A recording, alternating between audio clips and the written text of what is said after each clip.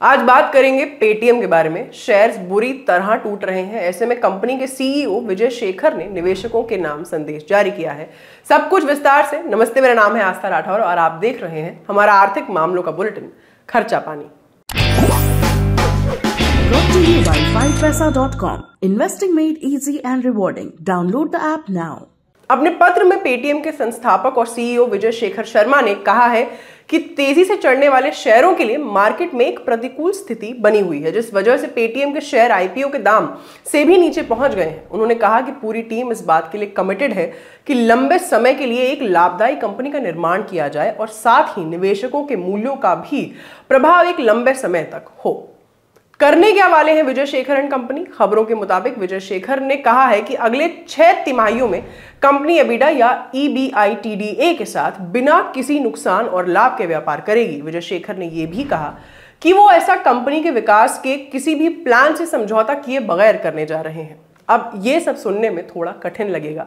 समझते हैं कि ये सब होगा कैसे। पहले जानते हैं कि एबिडा होता क्या है। एबिडा यानी earnings before interest, taxes, depreciation and amortisation, यानी ब्याज, टैक्स, दाम में कटौती और कर्ज वगैरह काटने के पहले हुई कमाई। विशेषज्ञ से सुनते हैं कि पूरा माजरा क्या है। जब आप अपना एक अकाउंट्स बनाते हैं साल का और उसमें आपकी इनकम होती है, देन आपके एक्सपेंडिचर होते हैं, देन आप उसको डिप्रिसिएशन उससे माइनस करोगे जो आपने on building या on furniture, on equipment, car वगैरह, और on computers अगर खरीदे हैं तो आप depreciation लेस करेंगे।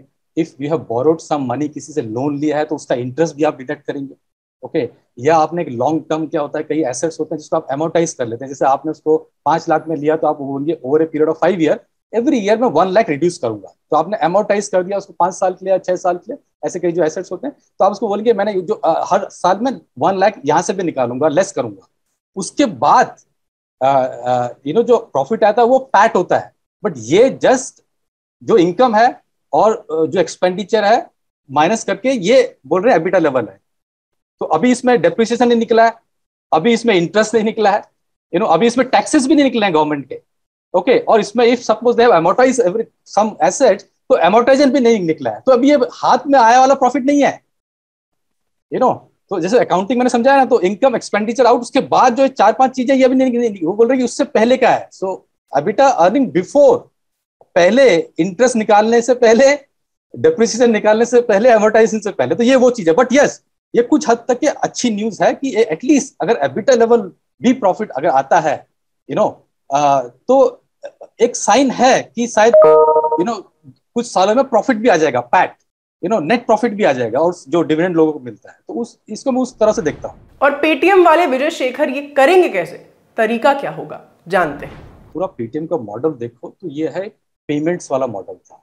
ओके, सो जो जितना भी उनका रेवेन्यू हो रहा था, एक तो कैश बैक में बेस्ड था, और पेमेंट्स में बेस्ड था। जैसे वो पॉस टर्मिनल लगाते हैं तो उसमें उनको कुछ फीस मिलती है, देन उनके जो सब्सक्राइबर्स होते हैं वो जो पेमेंट्स करते हैं उसमें जो कन्वीनियंस फीस है बाकी। तो पूरा मॉडल एक पेमेंट्स वाला मॉडल था, जो जिसको बोलते हैं high volume low margin business, जिसमें वॉल्यूम बहुत ज्यादा होता है कि आपने 10 रुपया दिया पान वाले को या आपने 25 रुपए की भाजी ली, और तो ऐसे वॉल्यूम बढ़ते जाएगा। बट मार्जिन, जो कंपनी मार्जिन कमाती है बहुत लो मार्जिन है, और यहाँ तो वो कैश बैक भी दे रहे थे, तो लॉस में था पूरा बिजनेस। तो अगर आप 4-5 साल के अकाउंट देखो तो company was making huge losses. अगर आप देखो 4-5 साल तो पूरे लॉसेस ही है। नाउ कंपनी ने ये बोला भाई देखो, पेमेंट्स के करके हमारे पास आ गए हैं बहुत सारे सब्सक्राइबर, नाउ हम करेंगे लेंडिंग। सो एक जो अच्छा मॉडल है जहां पूरे बैंक्स पैसा बनाते हैं वो है लेंडिंग मॉडल।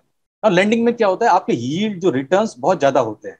बिकॉज अगर आपने suppose unsecured loan, personal loan दिया तो आप 17-18% कमा लेते हैं, आपकी कॉस्ट 6-7 या 8%। अगर बैंक नहीं भी है तो आपकी कॉस्ट 8-9-10% की होती है, और उसमें आप कमा 18% में दे रहे हो, या आप एमएसएमई लोन दे रहे हो, या आप सेल्फ एम्प्लॉयड को दे रहे हो। तो लेंडिंग एक बहुत लुक्रेटिव बिजनेस है।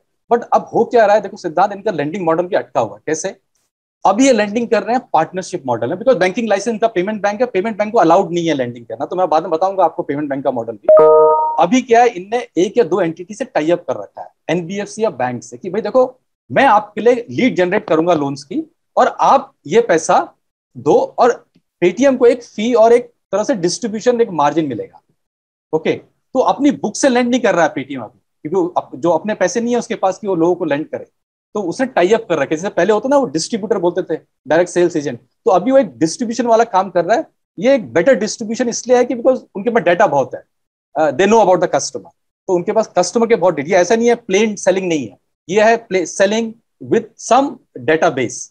ओके, तो उसमें उसको एक स्मॉल मार्जिन मिलता है, तो वो लेंडिंग वाला मार्जिन नहीं मिलता बिकॉज आप डिस्ट्रीब्यूटेड वाला काम कर रहे हैं। एक तो ये है मॉडल। इसके बाद दूसरा मॉडल है इनका वेल्थ मैनेजमेंट इन्वेस्टमेंट वाला, कि भाई अगर आपको इंश्योरेंस में इन्वेस्ट करना है, या आपको शेयर मार्केट में इन्वेस्ट करना है, या आपको म्यूचुअल फंड में इन्वेस्ट करना है, तो पेटीएम का एक दूसरा एक मॉडल है कि भाई देखो आप हमारे पास आओ, और जो उनके ऑलरेडी जो डेटाबेस भी है पेमेंट्स वाला, उसी डेटाबेस से ये लोग उनको मार्केट करते हैं कि भाई आपको equity share, mutual fund, investment. तो मॉडल आने वाले दिनों में मॉडल है लेंडिंग, इन्वेस्टमेंट एंड सेविंग वाला मॉडल है। ओके, बट अगर मुझे आज की डेट में पूछो तो आज की डेट में पूरा पेमेंट से रिलेटेड मॉडल, तो हमने लेंडिंग में कुछ ज्यादा देखा नहीं है। और आपने अगर रिसेंटली एक न्यूज पढ़ी होगी, पेटीएम बैंक, अभी आरबीआई ने उनको नई रिस्ट्रिक्शन लगा रखी है because they had some issues, IT issues थे पेटीएम में। नाउ पेटीएम बैंक को 5 साल होने वाले हैं मई जून में, एंड 5 साल के बाद पेटीएम बैंक जो पेमेंट्स बैंक है वो एलिजिबल हो जाएगा for a small banking license. Now small banking license भी एक डिफरेंशिएटेड मॉडल है। जैसे एक तो है फुल स्केल बैंक, जैसे आपके एचडीएफसी, आईसीआईसीआई, एसबीआई होते हैं। जब रघुराम राजन आए थे आरबीआई गवर्नर, तो उन्होंने बोला भाई देखो हम एक नए पेमेंट्स बैंक भी अलाउ करेंगे। तो पेमेंट्स बैंक सिर्फ पेमेंट्स करते हैं, वो लेंडिंग नहीं कर सकते। एक है स्मॉल फाइनेंस बैंक जो स्मॉलर ज्योग्राफी में, मतलब उनकी बुक जो है 70-75% उनकी जो लोन बुक होगी वो स्मॉलर ज्योग्राफी की होगी, purity sector kind of thing. तो पेटीएम वेट कर रहा था कि मई जून में हमें शायद वो लाइसेंस के लिए हम अप्लाई कर सकते हैं, conversion from a payment bank to small finance bank. तो वो भी अब इनका लटक गया है। तो ये बहुत बड़ी बैड न्यूज। अगर आप देखो लास्ट 1 महीने में, तो उस न्यूज के बाद शेयर प्राइस गिरा भी है। तो हो सकता है कि नाउ पेटीएम ने भी इंटरनली ये डिस्कस किया होगा कि देखो हमको कुछ तो गाइडेंस मार्केट को देनी पड़ेगी, अदरवाइज शेयर प्राइस रुक नहीं रहा है और बैड न्यूज के बाद बैड न्यूज आ रही है। तो हो सकता है शायद जो एबिटा हम लोग डिस्कस कर रहे हैं कि उन्हें एक नॉट द पैट, ये नहीं बोला कि हम नेट प्रॉफिट बनाएंगे, बट उन्होंने बोला एक एटलीस्ट इंडिकेशन दे देते हैं एबिटा लेवल की 6 क्वार्टर की। तो एक बहुत एक तरह से पॉजिटिव है, बिकॉज इससे पहले सब नेगेटिव ही चल रहा था। लेकिन सवाल उठता है पेटीएम की इस हालत पर। साल 2021 में जब पेटीएम का आईपीओ आया तो बहुत सारे निवेशकों ने पैसा लगाया, लेकिन अब हालत यह है कि पेटीएम का शेयर का मार्केट वैल्यू अपने ऑफर प्राइस से भी बहुत नीचे है। आते समय कंपनी के शेयर का निर्गम मूल्य 2150 रुपए प्रति शेयर था। बाद में कंपनी के शेयर में उतार चढ़ाव आता रहा और एक समय तो ये 520 रुपए के निम्नतम स्तर पर आ गया था। तो ये गत हुई कैसे? एक बड़ी चीज ये है कि अगर आप देखो लास्ट 1.5 साल में जिस तरह मार्केट बढ़ी है, तो एक यूफोरिया मार्केट में चल रहा था कि भाई आप आईपीओ लगाओ और आप पैसा बनाओ। ओके, सो इजी थी मार्केट में। अगर आप देखो यूक्रेन उससे पहले से आप देखो तो मार्केट पूरी बढ़ी रही थी। पेटीएम जब पेटीएम का आईपीओ आया था तब तक मार्केट बढ़ रही थी।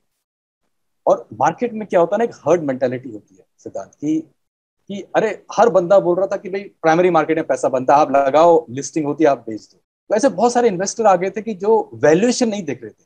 एंड ये बहुत इंपॉर्टेंट, अगर जो आपके दर्शक अगर ये देख रहे हैं, कोई भी कंपनी में, कोई भी स्टॉक में, ये बहुत इंपॉर्टेंट है इसकी वैल्यूएशन क्या है।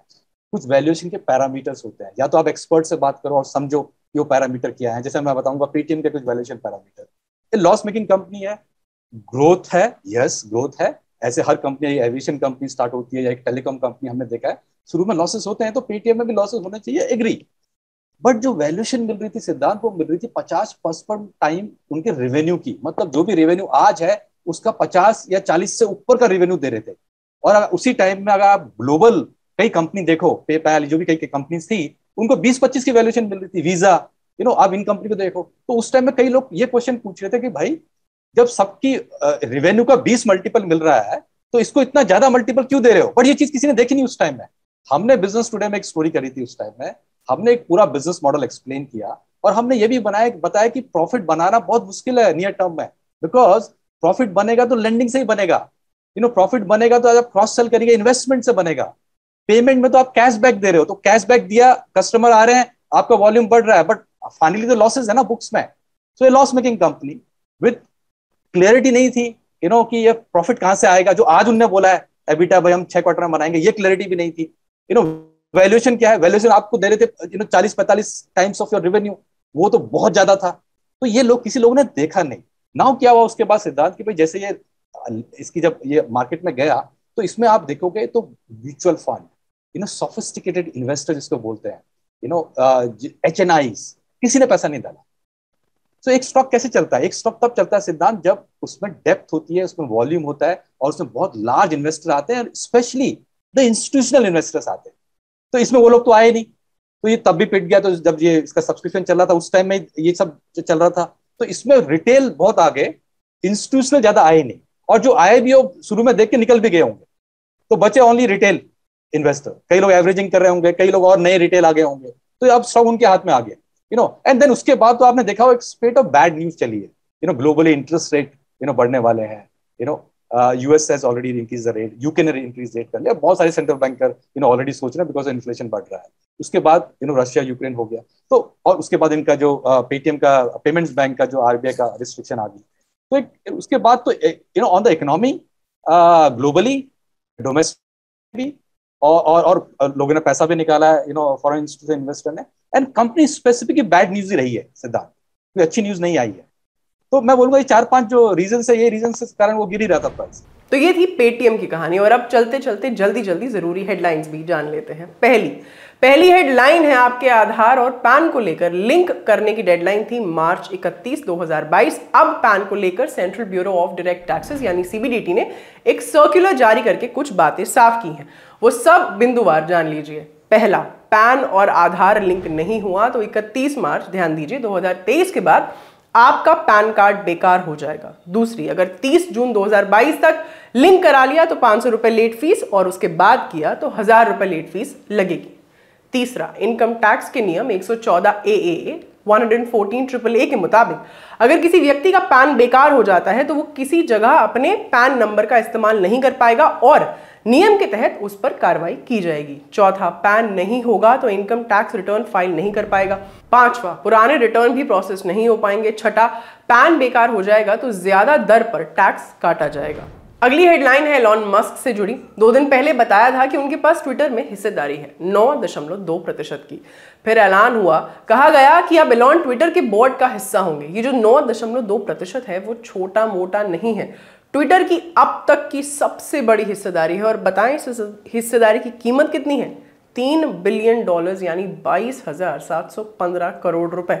अब इतनी जाबड़ हिस्सेदारी का मस्क करेंगे क्या, या क्या क्या कर सकेंगे? एक तो सीधी सी बात है कि कंपनी की मीटिंग वगैरह में कुछ सुझाव दे सकेंगे। इसके अलावा मस्क के पास पैसा भी है, दुनिया के सबसे अमीर लोगों में शुमार है। ऐसे में फेसबुक और इंस्टा जैसे संस्थानों से लोहा लेने के लिए ट्विटर को जिन संसाधनों की जरूरत है, उस जरूरत के लिए एलॉन मस्क एक जरूरी मसल साबित होंगे, ऐसी भी कयास लगाए जा सकते हैं। और ट्विटर एडिट वाला बटन भी हौले हौले लहराने लगा है। अगली हेडलाइन देश की प्रगति से जुड़ी हुई। एशियन डेवलपमेंट बैंक ने भारत की ग्रोथ का आकलन किया है। कहा है कि मौजूदा वित्त वर्ष में भारत की अर्थव्यवस्था 7.5% की दर से बढ़ सकती है।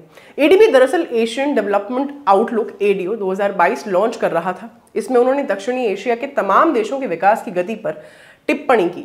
कहा कि मौजूदा साल में साउथ एशिया 7% और अगले वित्त वर्ष में 7.4% की दर से ग्रोथ कर सकता है। लेकिन बातें इतनी सरल और सीधी नहीं है। एडीबी के मुताबिक 3 कारक हैं जिनकी वजह से इस ग्रोथ पर बट्टा लग सकता है। पहला, यूक्रेन में रूस की घुसपैठ। दूसरा, कोरोना। और तीसरा, अमेरिका का अपने विदेशी मुद्रा कोष पर हाथ टाइट करना।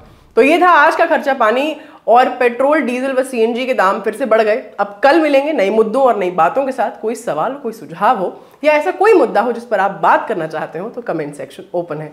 ख्याल रखिए और देखते रहिए दी लल्लन टॉप। जाने से पहले एक बहुत जरूरी सूचना, दी लल्लन टॉप पर आप जिन लोगों को देखते हैं, उनसे मिलना बतियाना चाहते हैं, तो आप सबके लिए खुशखबरी है। शनिवार 9 अप्रैल शाम 4 बजे से होने जा रहा है इंडिया टुडे हैप्पीनेस फेस्टिवल और लल्लन टॉप अड्डा। जगह होगी सुंदर नर्सरी, दिल्ली में हुमायूं के मकबरे के बगल में है ये जगह।